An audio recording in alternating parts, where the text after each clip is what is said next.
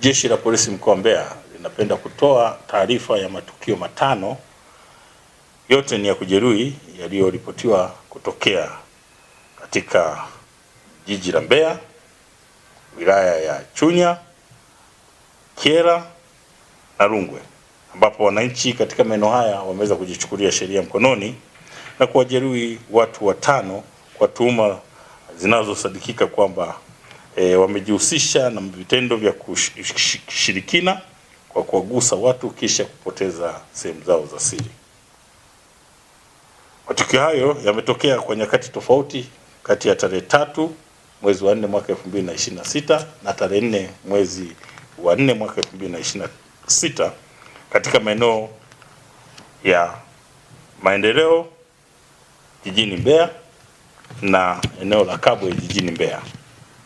Kwa hiyo hapo yametokea matukio mawili jijini Mbeya, na kwa wilaya ya Chunya limetokea tukio moja na wilaya ya Kyela limetokea tukio moja na tukio la mwisho limetokea wilayani Rungwe. Watuhumiwa ambao wanaendelea kushikiliwa kutokana na kuzua hii taharuki, mpaka sasa hivi wamekwisha fikia idadi ya watuhumiwa 8, ambapo Jeshi la Polisi mkoa wa Mbeya sasa linawashikilia na kufanya mahojiano nayo kuhusiana na haya matukio matano, ambao ni Hudson Kapemba mwenye umri wa miaka 20, mkazi wa Mwaoga, kata ya Makongorosi, wilayani Chunya.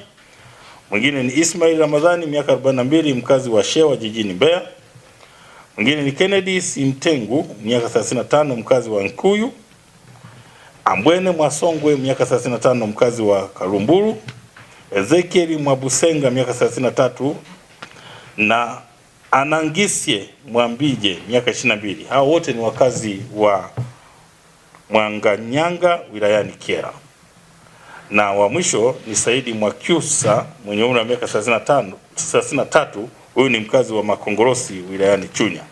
Hawa sasa wanaendelea kushikiliwa kwa tuhuma za kuzua taharuki na kupelekea kujeruhiwa kwa baadhi ya watu kwa silaha za jadi, kwa kile walichokitaja kwamba hawa wanawagusa watu na matokeo yake kuwasababishia sehemu zao za siri kupotea.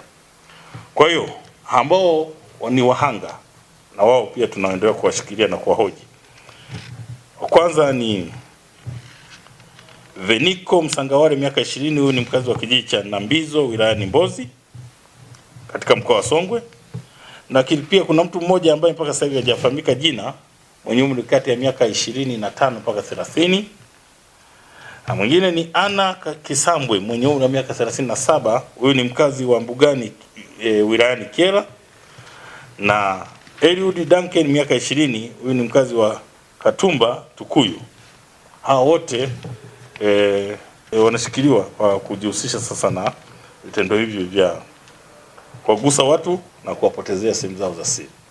Lakini uchunguzi ambao tumeufanya pindi linapotokea tukio hili, wote hao wanafikishwa katika hospitali na kufanyiwa uchunguzi, lakini wanabainika kwamba wako sawa.